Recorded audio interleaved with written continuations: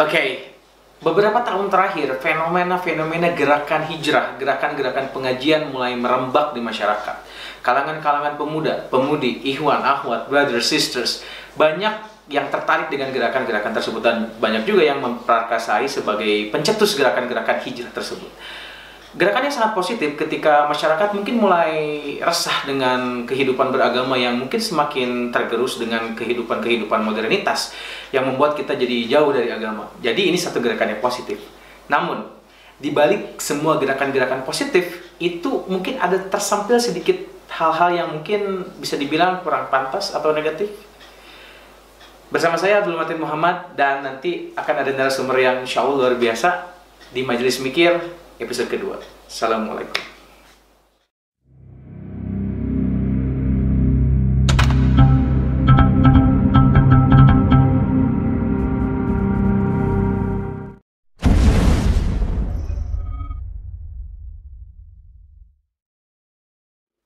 Oke, Assalamualaikum Ustadz. Waalaikumsalam warahmatullahi wabarakatuh. Alhamdulillah sudah bisa silaturahim ke Majelis Mikir ya. Alhamdulillah, ini majelis yang luar biasa. Wah, Masya Allah. Jadi mikir dimajeliskan luar biasa. Luar biasa. Kan biasanya mikir sendiri gitu kan. Kalau dalam bahasa Sunda tuh ngeherang.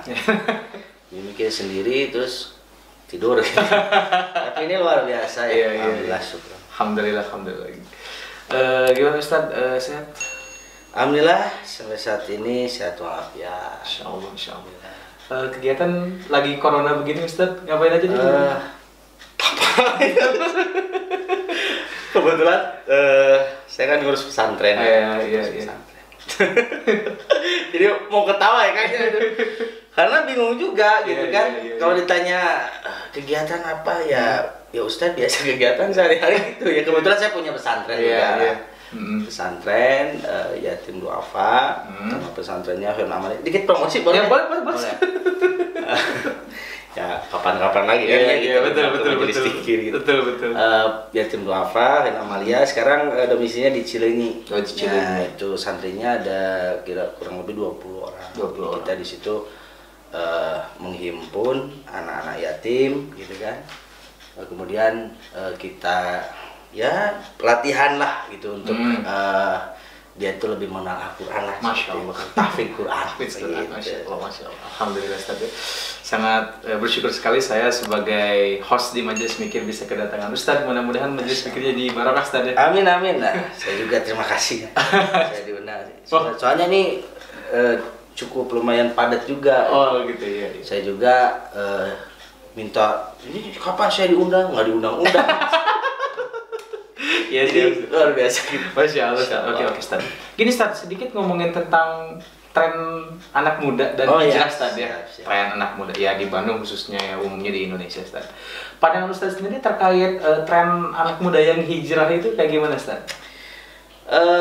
Ini ngomongin anak mudanya dulu apa hijrahnya dulu? Boleh deh, anak muda hijrah. Oke. Kalau saya lihat justru anak muda ini hari ini sudah lebih lebih dinamis lah begitu ya, lebih proaktif ya gitu ya, nggak seperti zaman tahun-tahun kayak kita dulu lah gitu ya. Tahun-tahun 90-an gitu kan. Jadi sedikit agak ada dinamis lah maksudnya gitu. Kalau untuk itu gerakan-gerakannya juga positif alhamdulillah gitu.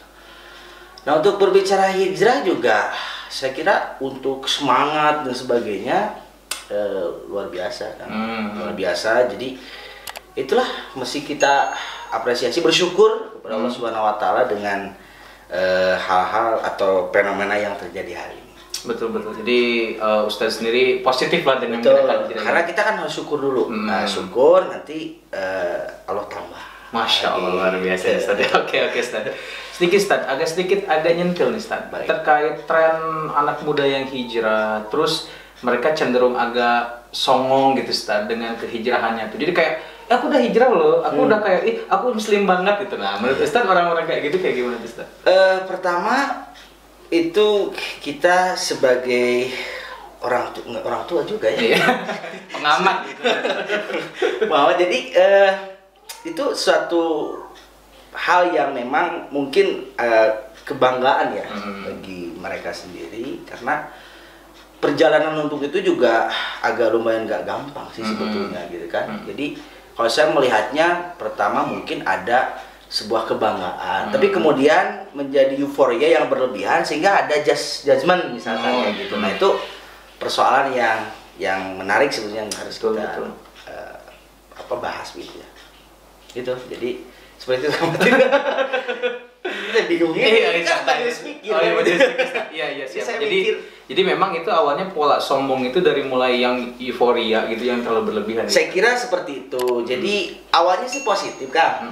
Ya, kayak misalnya orang nggak berhijab gitu kan, kemudian berhijab nih keren gitu kan kayak gitu. Jadi pertama kebanggaan, tapi kemudian menjadi kan Firaun juga awalnya gitu. Kalau kita lihat sejarah nih, gitu kan awalnya enggak ini.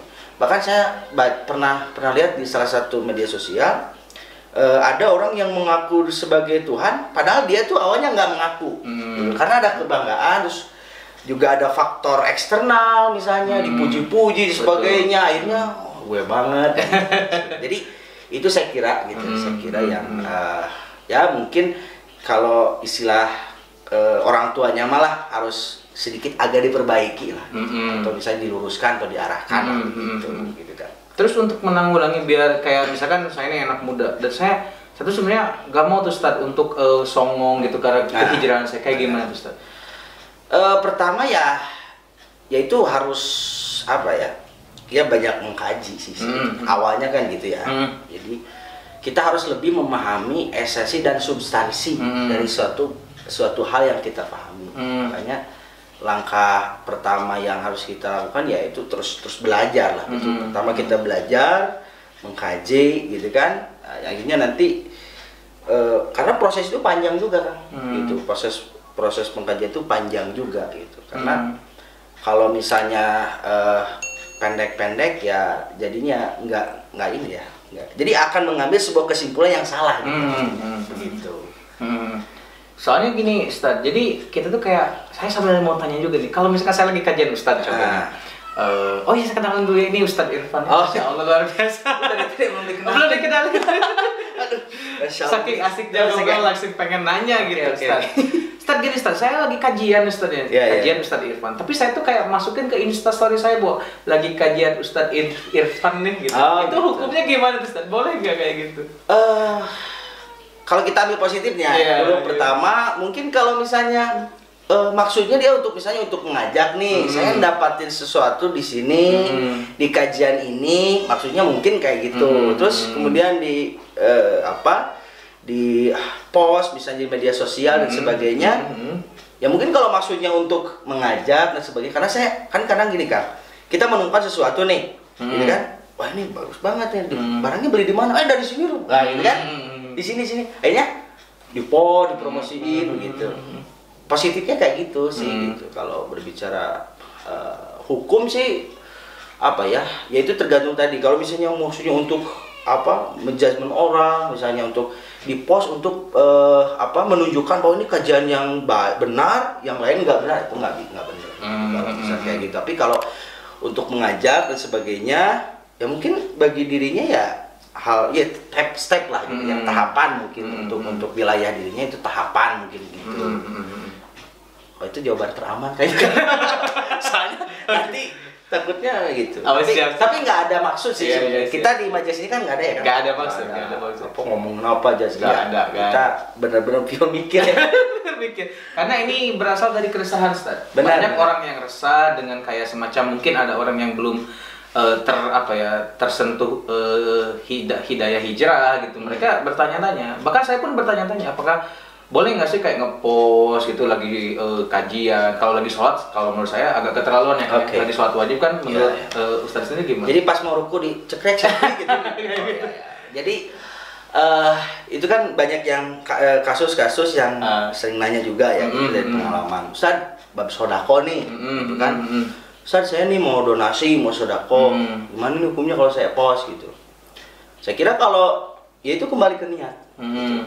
Ada orang yang memang saya itu untuk ngajak orang, misalnya kayak orang, saya teh punya punya keinginan untuk, dan saya udah berbuat baik, saya pengen mengajak orang untuk berbuat baik, gitu loh. Yang ini dia, ya udahlah, mudah-mudahan bisa ini gitu. Karena mungkin ceramah nggak bisa atau secara formal lah gitu kan. Nah ini dengan cara seperti itulah yang mungkin di generasi milenial juga yang nggak kalah pentingnya juga bagi kehidupan mereka gitu kan. Gitu untuk itu. Jadi kembali ke niat. Itu innamal a'malu binniyat. Betul. Kalau sekedar mempost itu kan kita juga nggak bisa menjustis misalkan lu ria lu gitu kan nggak bisa juga gitu atau tapi yang kalau misalnya tadi kembali untuk kita ngepost tapi untuk misalnya tadi menjudge orang salah dan kita yang paling benar, nah itu saya kira yang harus diperbaiki. Baik. Soalnya gini Ustaz, nyambung nih budaya pamer itu biasanya sama visual Ustaz. Ya. Pakaian Ustaz, Masya Allah. Banyak nih orang-orang hijrah tuh tiba-tiba contoh Ustaz ya. Sempat kita bahas juga di majelis mikir episode sebelumnya Ustaz tentang pakaian yang kayak cingkrangan Ustaz, pakai gamisan panjang. Jadi Assalamualaikum, anak jadi anak acung. Nah Ustaz itu kayak gitu kalau niatnya misalkan menurut Ustaz sendiri nih pandangan Ustaz tentang fenomena anak jadi anak-anak kayak gitu itu kayak gimana Ustaz? Nah, termasuk passion mungkin ya, termasuk cingkrang dan sebagainya. Ya, kalau tinjauan fikih gitu kan.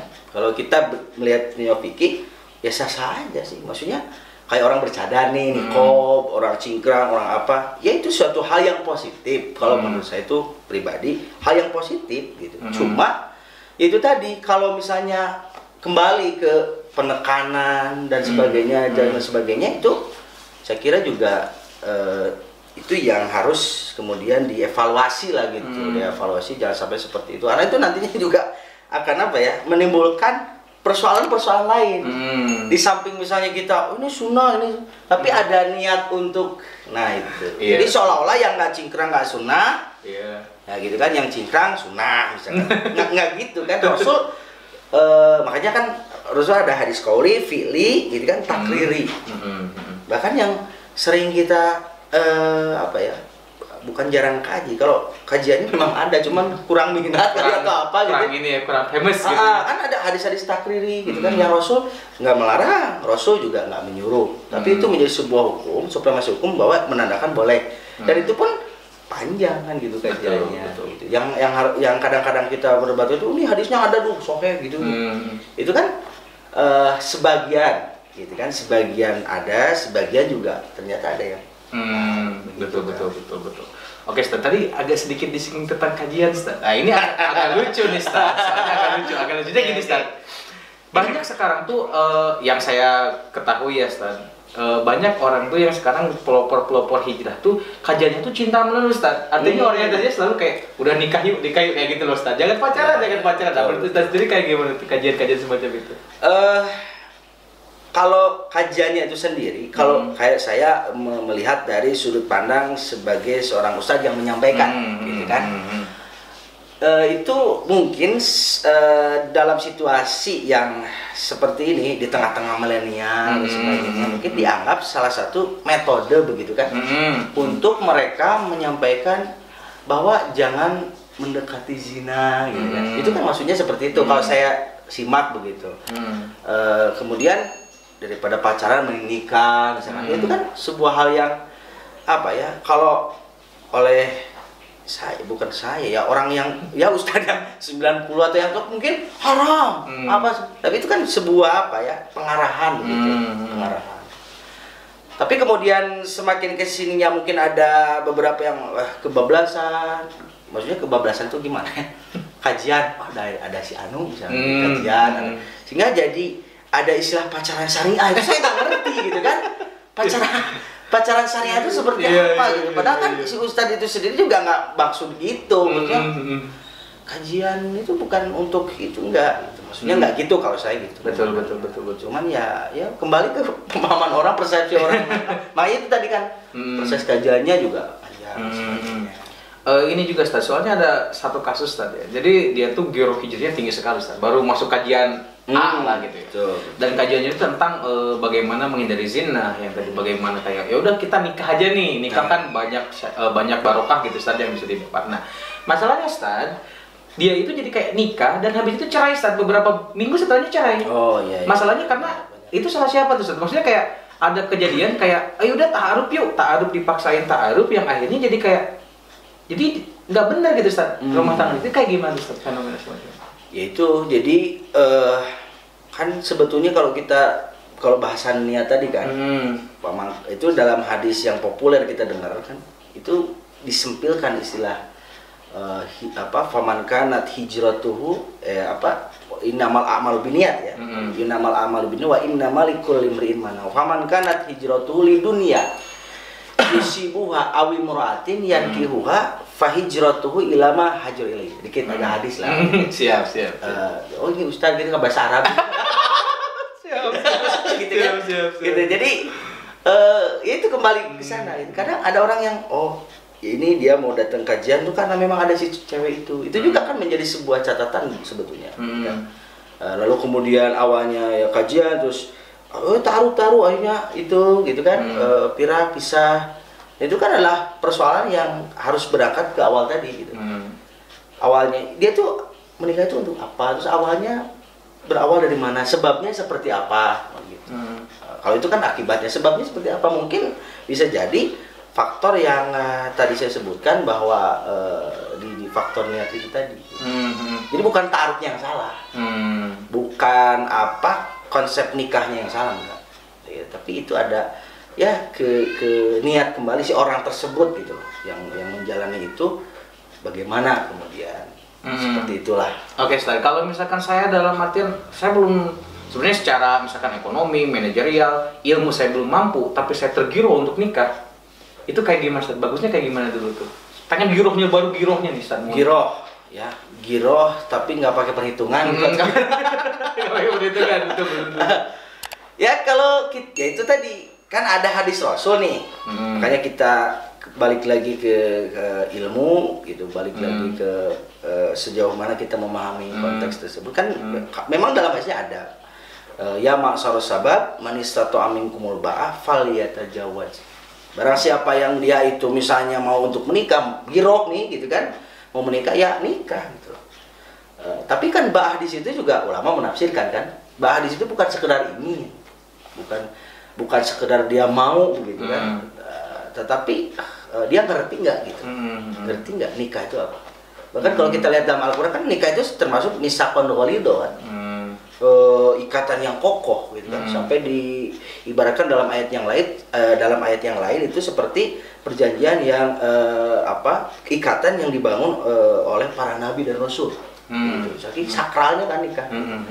Jadi yang terpenting itu kita ngerti apa sih gitu. Kalau sekedar ingin kan udah nikah sudah, saya tanya mau nikah lagi. Kan pasti orang kan gitulah. Tapi saya bukan kampanye poligami. Saya ada protes sama ibu-ibu. Betul. Masalah. Enggak, tapi kalau sekedar pengen ya kan itu. Iya, paham. Jadi Ustaz, coba saya ini kan kalau misalkan bagusnya ditahan dulu gitu Ustaz, kalau misalkan belum mampu nih secara batini atau sebetulnya kan Rasul juga sudah ngasih opsi kan, gitu kan. Apabila kamu tidak mampu, artinya berarti kan kenapa ada opsi itu? Berarti kan ba'ah di situ juga bukan hanya sekedar ingin. Kata Rasul saum. Betul. Saum kamu kan gitu. Jangan sekedar ingin gitu kan, nggak pakai perhitungan, asal giroh siap. Ternyata itu kan. Itu di situ banyak ranjau gitu. Maksudnya dalam artian yang tidak siap itu kan jadi dalam malapetaka, yang harusnya menjadi sakinah mawaddah warahmah ya akhirnya jadi ranjau. Betul. Sakinah jadi saya jeung aki-aki ngeunah. Mawaddah dan siap. Siap. Jadi ya itu. Luar biasa sekali ya, maksudnya sangat enjoy sekali saat penyampaiannya, sangat ya karena kita majelis mikir. Justru saya juga mikir ini gimana jawabannya gitu kan. Oke, Ustaz, tadi berkaitan dengan kembali ke yang tadi pakaian Ustaz. Karena ini sangat sekali anak muda tuh ada kecenderungan untuk pamer Ustaz. Ya. Biasanya kayak gitu. Nah, ada satu fenomena unik nih Ustaz. Pakaian udah sunnah, udah niqab, bahkan udah luar biasa lah sunnah sekali. Tapi si Ahwat ini dia main TikTok Ustaz. Dia tuh nge-TikTok, joget-joget TikTok, terus kayak matanya tuh pakai yang hitam-hitam gitu Ustaz. Make up gitu. Nah, itu menurut Ustaz sendiri fenomena semacam itu. Enggak, saya nanya dulu, TikTok itu orang mana? Soalnya di kampung saya juga ini banyak gitu TikTok. Ya, saya bingung TikTok itu orang mana gitu kan.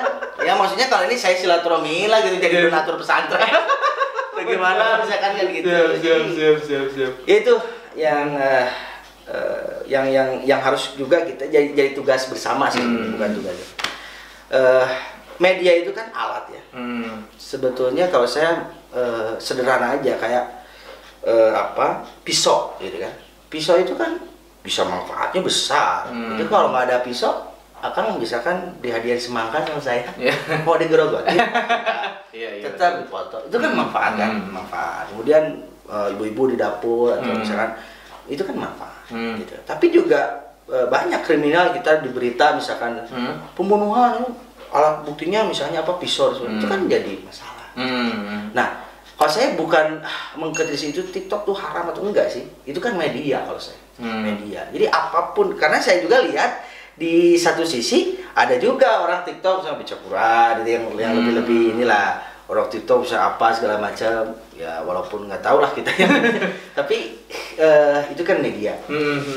Tapi kalau misalnya persoalannya adalah misalnya yang niqab atau misalnya ini main TikToknya kemudian joget-joget gitu loh. Nah, wallahu a'lam bishawab kan itu kan kita juga, aduh subhanallah gitu ya.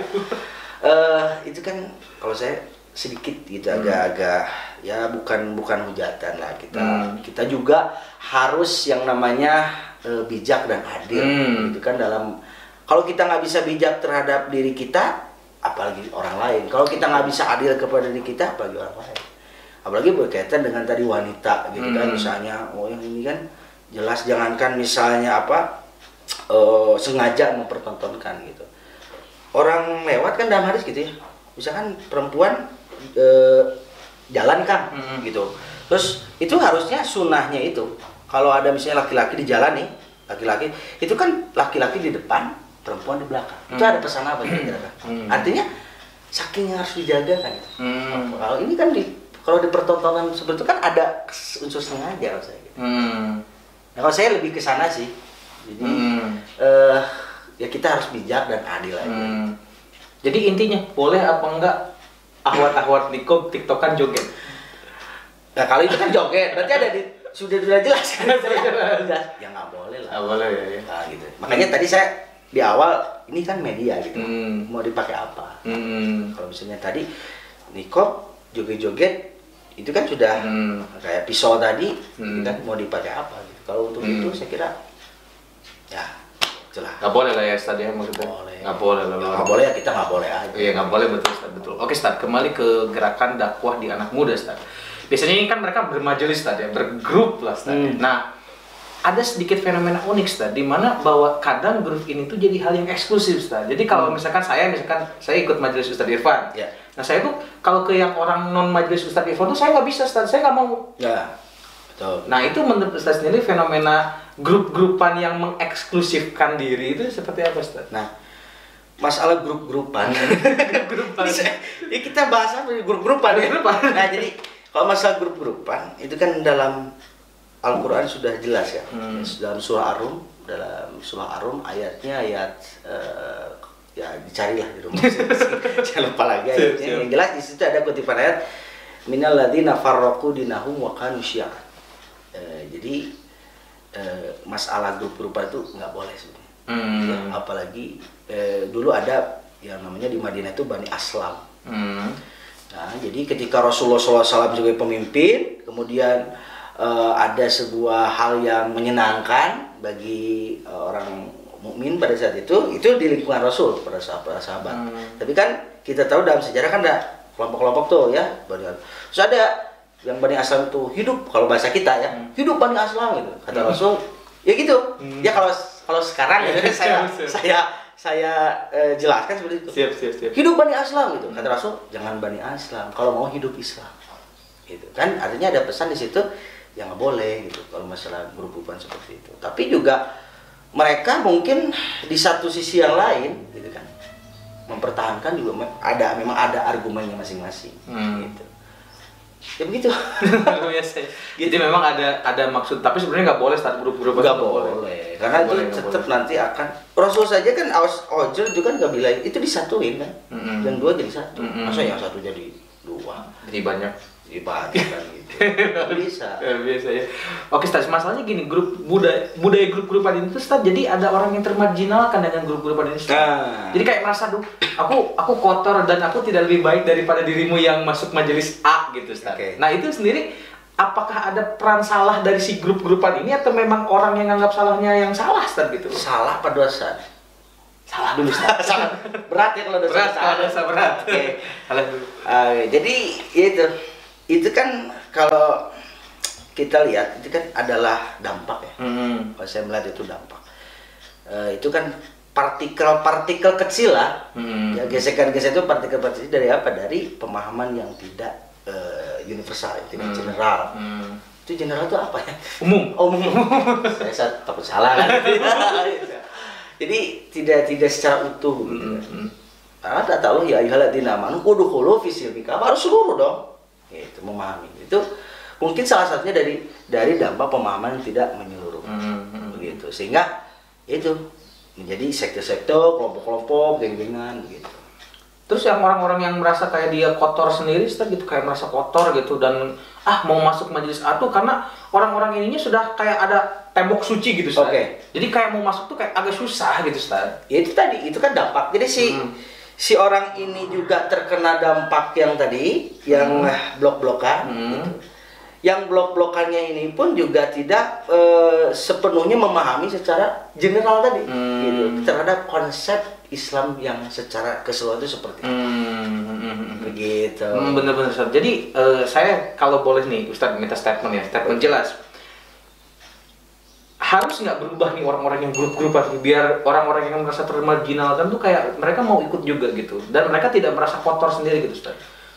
Saya kira kalau melihat Islam itu sendiri yang kita sering dengar Islam itu rahmatan lil alamin, Islam itu istilahnya, saya kira perlu ya ada sesuatu yang dirubah secara total gitu, baik untuk yang grup-grupan ataupun yang tadinya ada gini kan, meniat nih gak grup-grupan ini sana jangan grup-grupan, mendingan masuk grup ya sama aja gitu kan, ini kamu jangan grup kan ada gitu kan, kita juga fenomena nggak sulit kan hari ini gitu kan, jangan grup-grupan kamu gitu, agama itu universal dan sebagainya, makanya masuk ke sini sama aja kan gitu, ngeluarin masuk saku satu, ngeluarin ke dompet saku yang satu, jadi nggak ada ini, jadi makanya itu tadi, itu adalah partikel-partikel yang kemudian harus dikembalikan.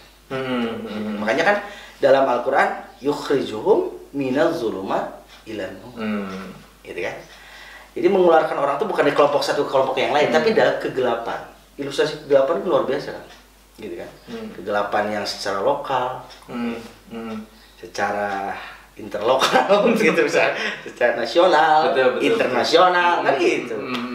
Jadi frame-nya ke sana dulu, bisa nggak kita ke sana? Kalau misalnya untuk diarahkan ke sana pun kita masih tetap grup-grupan, ya gimana itu ayatnya kok gitu kan? Memang ayatnya memang menjelaskan minaz zulumat gitu. Jadi kita harus memahami kegelapan di situ apa sih maksudnya.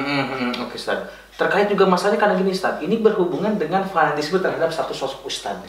Luar biasa kan, Ustaz? Kayak misalkan Ustaz Ana paling sunnah, Ustaz Antum bidah. Coba maaf ya, Ustaz. Contoh. Itu menurut Ustaz sendiri fenomena pemuda-pemuda yang sudah mulai idolizing gitu, mengidolakan Ustaz dan sampai bertaklid buta, itu seperti apa, Ustaz? Ya kita harus tanya dulu ke mereka kenapa mereka bisa seperti itu.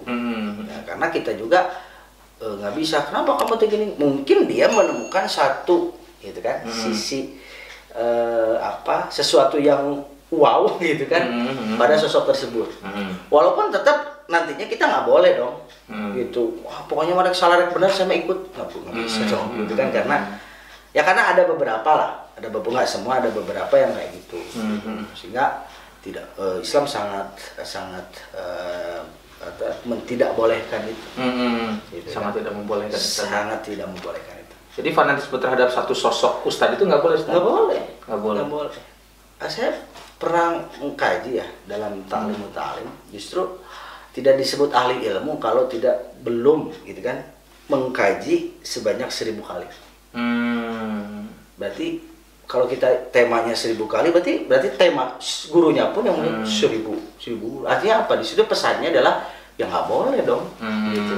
Mempanas satu, oh ini nggak boleh. Tetap kita harus balance. Betul, seimbang, objektif. Betul.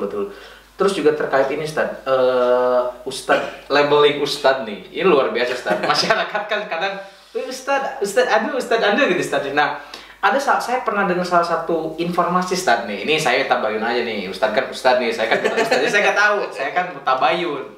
Apakah untuk menggapai jabatan Ustadz nih, anggap saya jabatan atau apalah gitu Ustadz ya, maksudnya kayak sarjana, kayak status sosial, status lah ya. Saya pernah dengar Ustadz gini, katanya kalau mau jadi Ustadz tuh harus bisa bahasa Arab dan bisa baca kitab Ustadz. Setelah itu bisa lah klaim sah Ustadz. Apakah seperti itu Ustadz? Kalau gitu saya ngundurin diri aja. Berat juga ya gitu kan. Gitu, Oke, bahasa Arab. Saya kalau dia ngobrol sama orang Arab juga belum tentu bisa gitu kan, karena bahasa Arab itu kan ada ada khos dan sebagainya gitu. Saya kira enggak seperti itulah. Luar biasa tadi jawabannya. Masya Allah sekali. Jadi sebagai pemuda tuh jangan juga kayak tadi ya klaim ustadznya itu jadi nggak gitu juga kan, Ustadz nggak bisa kayak misalkan harus bahasa Arab, harus kita nggak ada, sebenarnya nggak ada. Bahkan kalau seperti itu kan artinya gini, itu kembali juga nanti ke pemahaman kayak dakwah, gitu kan? Emang bagian ustadz. Nah, coba, itu kan juga jadi masalah kan? Padahal dakwah itu adalah, gitu kan? Kita baca di Al-Quran, di hadis juga itu kan kewajiban individu manusia, gitu.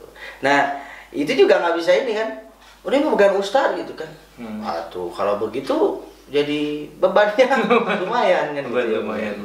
Berat lah. Luar biasa ya tadi. Kita capek nggak? Ya, lumayan. Minum dulu atau oh iya. Airnya. Saya juga minum kopi setelah saya kebetulan. Disponsori oleh dua, nggak ada ini nggak ada. Belum. Nanti insya Allah ada ya. Insya Allah. Ini bacaan 26.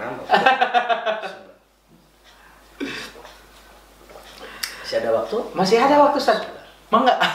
Santai.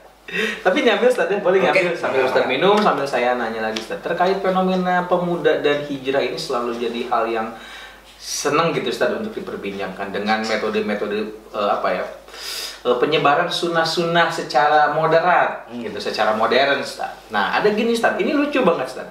Kan sekarang tuh banyak gerakan tuh panahan dan berkuda Ustaz. Masya Allah sekali kan gerakan sunnah gitu Ustaz, olahraga sunnah yang dicontohkan Nabi. Ada gini Ustaz loh. Panahan tuh kan mahal Ustaz. Oke. Panahan tuh ada sekitar 300 sampai 1 juta ya, tergantung merek lah Ustaz ya. Nah, ada tuh kayak, iya aku pengen nyunah tapi pengen panahan tapi nggak punya uang, akhirnya kayak membuat dirinya menderita dengan tidak jajan gitu Ustaz. Oke, kasbon. Ngutang untuk beli panahan. Itu menurut Ustaz sendiri bagus apa enggak sih kayak gitu tuh? Niatnya sih bagus, cuman nggak gitu juga. Nggak gitu juga. Jadi adinu yusrun kata Rasul. Agama itu mudah, tapi juga bukan untuk dimudah-mudahkan. Kan? Bukan. Mudah tapi bukan untuk dimudah-mudahkan. Kadang ada sisi sulit, kadang sisi mudah, itu tergantung. Tapi untuk masalah tadi panahan, kalau kayak seperti itu juga saya kira terlalu berlebihan ya. Terlalu berlebihan itu, ya intinya kan Rasul berpesan seperti itu supaya orang mukmin itu kan sehat. Kalau saya nangkapnya gitu, substansinya gitu. Walaupun memang ada nilai plus lah, orang yang misalnya berpanah, berkuda, memang itu kan ada hadisnya. Kita tidak mengomentari hadis itu, tapi sikap kita dalam memahami hadis itu. Betul. Bukan, kalau kita kan nggak ada ranah untuk mengomentari hadis itu. Hadis itu sudah sahih, memang seperti itu begitu. Cuma sikap kita seperti apa? Sholat aja kan, sholat nih. Aduh, saya itu kan wajib kan, sambil berdiri. Aduh, tiba-tiba encok kumat. Apakah dipaksakan? Enggak. Di situ kan ada nyusun. Kita merasakan bahwa agama itu mudah. Itu yang wajib loh. Bagi yang sunnah. Betul. Jadi ya kita nggak usah sampai ngerengek-rengek kalau minta ke orang tua ya pengen beli panahan gitu. Sampai kan ke demo gitu. Spanduk gitu kan. Turunkan harga panah, nggak usah. Buat apa kan dia juga usaha gitu, memang standarnya segitu harganya gitu. Betul. Oke Ustaz. Menarik. Ini Ustaz, ngomongin juga tentang pergerakan dakwah pemuda itu tidak lepas dari pergerakan dakwah para pemuda di kampus Ustaz. Di kampus nih ajang pergolakan idealisme yang luar biasa Ustaz. Banyak idealisme-idealisme yang agak dalam tanda kutip ngaco tadi yang masuk lewat kampus, khususnya misalkan paham-paham yang memang tidak percaya tentang Tuhan atau tidak percaya tentang agama dan sebagainya. Nah, menurut Ustadz sendiri, apakah peran lembaga dakwah kampus itu juga harus untuk mereka-mereka yang merasa idealismenya terganggu atau seperti apa gitu, Ustaz? Untuk si peran dari lembaga dakwah kampusnya, Ustaz, ada tanggung jawab nggak dari lembaga dakwah kampus itu sendiri? Tanggung jawab dalam hal? Misalkan nih ada ini kan akidah urusannya, urusan akidah. Nah, ada misalkan pendakwahan terkait akidah itu sendiri ke orang-orang tersebut. Gitu. Ada tanggung jawab nggak dari orang yang dakwah kampus itu? Harusnya. Ya harusnya ada tanggung jawab dong. Gitu. Itu kan saya kira cara guys. Lembaga dakwah karena kebetulan dia di kampus. Jadi kita kembali juga tadi. Jadi karena di kampus dia dakwahnya di kampus sehingga disebut lembaga dakwah kampus. Kalau di pasar mungkin lembaga dakwah pasar kan gitu ya. Jadi tetap gitu. Jadi saya kira jangan mengerdilkan istilah dakwah. Ya. Karena dakwah itu cakupannya luas. Ya, tadi saya sebutkan dakwah itu harus endingnya itu ya yukhrijuhum minadz-dzulumat ilan nur. Gitu kan, kegelapan. Jangan kemudian jadi di sekte-sekte gitu. Apalagi jadi itu kan skup kampus ya kampus, skup ikan beda lagi gitu. Jadi memang ada tanggung jawab dari ya anggaplah grup kampus ini untuk mendakwahi orang-orang tersebut gitu. Orang-orang yang dia kayak sampai ke berpaham-paham agama gitu. Ya, ada tanggung jawab. Ya harus. Semua sekira bukan hanya itu, ada tanggung jawab untuk itu. Itu ada yang bunyi. Luar biasa. Saya kayak itu lama. Siap. Oh, jadi memang ada seharusnya sih ada tanggung jawab. Seharusnya sih ada tanggung jawab. Tapi bagaimana tuh? Kan harusnya saya anggaplah saya sebagai kaum yang merasa teredukasi di kampus gitu, Ustaz. Tapi kajiannya tuh nggak ngomongin itu, Ustaz. Ngomongnya tentang cinta, kembali tadi yang tadi. Bucin, kajian bucin gitu, Ustaz. Nah, menurut Ustaz sendiri ya, salah nggak sih orang-orangnya? Ya, anggaplah kalau anak-anak SMA tadi kata Ustaz dulu dibahas bahwa ini mungkin fenomena di Indonesia ada masalah dengan percintaan lah, anggap kayak gitu. Banyak zina lah, anggap kayak gitu, Ustaz. Makanya ada gerakan perbucinan ini, Ustaz. Gerakan dakwah bucin. Masya Allah, gerakan dakwah bucin, oke. Dakwah bucin. Nah, menurut Ustaz sendiri ya ini dalam memaknai yang di kampus, masalahnya ini teredukasi, Ustaz. Orang-orang kampus itu kan mereka banyak kajian literasi lah, Ustaz, kayak gitu. Dia anggaplah, saya bukan untuk maksud mengkerdilkan orang yang non kampus, Ustaz, tapi kan seenggaknya ada proses di sana gitu. Di sana memang disediakan waktu untuk berpikir, Ustaz, gitu. Tapi masalahnya kalau kajiannya cinta melulu, Ustaz ya. Itu menurut Ustaz kayak gimana tuh? Ya, itu kan tadi berawal kita flashback ke belakang tadi gitu kan. Itu kan awalnya Ustadz atau yang menerangkan itu kan itu sebuah metode gitu kan. Awalnya untuk bagaimana menyampaikan supaya tidak terjadi bla bla bla bla bla gitu kan. Tapi jangan kemudian itu terus gitu ya. Enggak gitu kan. Kayak gitu. Jadi minadz-dzulumat ila nurnya sampai nggak? Kalau misalnya tadi tema itu saya kira nggak sampai. Jadi memang bukan terkait perkara cinta-cinta juga ya, Ustaz ya? Enggak. Jadi kan ada subtema tema gitu kan dalam Al-Qur'an. Ada rub'ul jinayah, rub'ul munakahat. Itu kan harus juga disampaikan. Dan gitu. Jadi jangan terkesan karena ini milenial ini udahlah ini aja gitu. Enggak gitu. Enggak gitu. Betul. Terus juga terkait ini saya ini agak nyentuh sedikit, Ustaz. Agak nyentuh. Ada satu oknum Ustaz nih yang dia tuh jadi memamerkan karena jamaahnya pemuda, hampir pemuda, Ustaz. Banyak pemuda. Ini satu fenomena yang luar biasa, Ustaz. Saya bukan juga maksud untuk bergibah, insya Allah ini mudah-mudahan jadi pelajaran, Ustaz, untuk kita semua. Ustaz yang gitu jadi endorsement, Ustaz. Ustaz endorse gitu. Jadi kalau misalkan endorse gitu, kayak misalkan udah ikut kajian misalkan jadi yang endorse barang gitu buat si jamaah jadi karena tadi taklid, Ustaz. Jadi ya udah dibeli padahal gimana gitu. Menurut Ustaz endorse itu kayak gimana? Ustaz endorse itu seperti apa?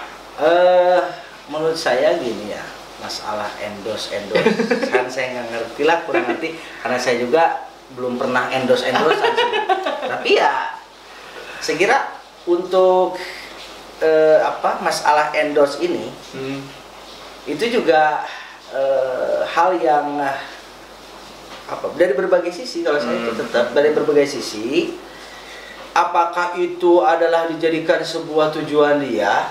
Maksudnya tujuan itu, udahlah saya dakwah, Melo Bandung endorse, gitu kan? Saya banyak jamaahnya, betul. saya manfaatkan lah untuk itu kan nggak bisa juga kayak gitu, nggak boleh kayak gitu. Tapi untuk sekedar mengajarkan, kalau bahasa endorse itu kan mungkin udah terikat apa segala macam. Tapi kan untuk mengajarkan contoh bersedekah atau mengajak misalnya orang untuk yuk kita sama-sama mengembangkan saling ini ada produk anu apa yuk supaya umat ya tahu gitu kan, saling membantu, saling ini. Saya kira kalau tujuannya untuk itu nggak masalah. Tapi ada juga yang mungkin kasusnya jadi untuk memperkaya dirinya. Betul. Soalnya kan itu memperkaya dirinya, oh udah saya jual ini segala macam. Nah itu saya kira harus berpikir lah, harus masuk ke majelis zikir dan ditanya. Harusnya segitu. Jadi nanti ya ditanya sih Ustaz endorse itu. Iya, soalnya saya kan bukan Ustaz endorse ya, jadi belum ada endorsean juga. Jadi saya juga nggak bisa menjawab. Tapi kalau Ustaz ditawarin endorse, Ustaz mau? Ya tergantung. Aduh, siap, Masya Allah, luar biasa Ustaz ya. Sangat ini terakhir banget dan paling terakhir. Menurut Ustaz sendiri, bagi kita nih para pemuda yang baru terbangun giro hijrah, pengen kajian, pengen ngaji lagi gitu Ustaz, yang paling bijak itu Ustaz untuk menyikapi giro tersebut dan movementnya di sosial itu seperti apa Ustaz bagus untuk kita para pemuda? Pertama, kita harus harus kalau nggak namanya ngaji itu harus kayak gelas kosong, kan? Gelas kosong. Hanya kita siapkan dulu nih, kita mau taklim. Kan? Kita mau ngaji. Prinsip ngaji itu kan canak musaena, ya kan? Buang yang jeleknya, ambil yang bagusnya, buang yang jeleknya. Tapi itu juga kadang-kadang ada salah arti. Keluar masjid sendal yang dia jelek dilempar, yang bagus dibawa gitu. Bukan gitu juga maksudnya. Nah itu juga yang pertama yang paling ini. Jadi kalau untuk saya seperti itu. Awalnya jadi kita harus seperti gelas kosong. Kemudian juga perbarui juga niat, jadikan niat yang benar gitu ya. Bukan untuk kita membandingkan, bukan kita untuk mendebat gitu kan. Terus juga sama ya, Ustadz yang menyampaikan juga harus kita juga lebih melihat gitu ya. Seperti apa nih audiens. Jangan sampai gini, oh karena trennya ini ya udahlah saya bahas ini, nggak bisa gitu. Yang hak tetap sampaikan yang hak, yang benar sampaikan benar, yang salah sampaikan salah, gitu ya. Jadi karena banyak juga yang gitu ya. Misalkan oh trennya ini supaya laku, supaya viral, gitu kan. Saya bahas di sisi ini gitu. Itu lebih ke sana. Jadi ya masing-masing harus fa'lam annahu lah. La ilaha illallah wastaghfir dan bika. Makanya sudah dalam ayat itu dari surah Muhammad ayat 19 itu kan, setelah kita ngaji wastaghfir dan bika, jangan lupa kita harus istighfar. Artinya itu balance sekali kan gitu.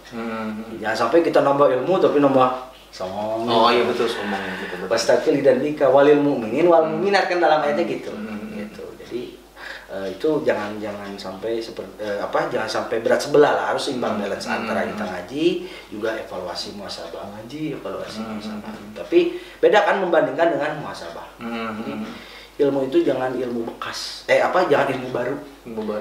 Jadi saya juga baru belajar gitu. Jadi saya memahami bahwa kita itu harus menyampaikan dari sisi Ustadz ya, menyampaikan sesuatu ilmu itu yang bekas. Berarti nggak maksudnya bekas dipakai maksudnya, bekas diamali. Jangan sampai kita menyampaikan ilmu yang baru, kita belum amalin, diomongin, itu akan juga lain dampaknya.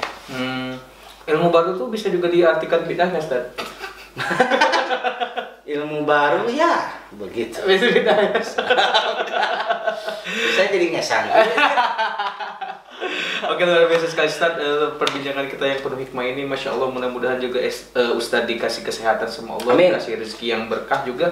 Amin. Karena udah datang ke majelis mikir gitu. Ya alhamdulillah sekali ini ya ngesang. Mikir karena alhamdulillah ya. Ya Ustaz, jadi mudah-mudahan juga nanti kita bisa berbincang-bincang lagi Ustaz di segmen berikutnya. Karena banyak sekali Ustaz, sebenarnya ini kayak Banyak banget sih Ustaz yang jadi pertanyaan-pertanyaan umum tuh terkait fenomena-fenomena gerakan Islam hari ini tuh, khususnya di kalangan pemuda. Cuman karena ya biar nanti kita segmennya jadi kedua Ustaz, jadi videonya jadi banyak gitu Ustaz ya. Kayak gitu. Terus nanti kalau nanti misalkan kan tadi masalah hijrah, kita kan juga harus paham apa sih hijrah. Nah, sebagai betul Ustaz. Tapi nanti segmen nanti biar itu. Nah, kan ada endorse nanti. Kok bahas endorse ya? Hijrah itu apa? Kan harus disamakan persepsinya gitu. Jangan sampai hijrah itu apa, kita nggak ngerti. Kemudian tadi kan bahas masalah taklid dan sebagainya, membahas masalah fenomena ini dan sebagainya. Saya kira itu perlu dakwah juga. Betul. Ini sebagai pemantik sih Ustaz, biar orang-orang muda itu juga mulai kayak tergiroh, bukan cuma hijrah secara benar mulai perbaiki ibadah ke Allah, tapi mulai berpikir juga, karena banyak muslim tuh hari ini yang kadang maaf Ustaz ya, terkerdilkan secara pemikiran. Ustaz. Banyak banget. Ya, berpikir karena pondasi awal untuk menjadi khairul ummah itu kan di tatanan fikir, berpikir. Banyak kan dalam ayat di qomi ya tafakkaru, di qomi ya tadzakkaru, berpikir. Itu kan step awal dari ayat, sebagian tanda kekuasaan Allah atau ayat Allah itu kan kita harus berpikir. Masya Allah, betul. Jadi berpikir dulu. Insya Allah majelis zikir ini saya doakan juga, semoga berkah manfaat untuk umat. Amin. Dan banyak endorse. Untuk menunjang dakwah. Betul. Kita bahas endorse itu bukan berarti menutup endorse ya Kang Ira. Enggak. Jadi kita ya untuk menunjang dakwah, untuk umat juga. Untuk umat. Makanya saya tadi jawabnya kan aman ya. Aman. Jadi bagi yang mau endorse juga silakan. Oke, gitu ya. Siap. Thank you Ustadz Irfan udah main ke Majelis Mikir. Semoga sekali lagi sehat selalu di kala corona ini. Semoga Ustadz juga selalu terlindungi dari virus-virus di dalam. Amin. Terima kasih banyak juga untuk semua sudah nonton di Majelis Mikir episode kedua. Semoga kita bisa berjumpa lagi di Majelis Mikir episode berikutnya. Wallahu a'lam bishawab. Wassalamualaikum warahmatullahi wabarakatuh. Abdul Matin Muhammad pamit.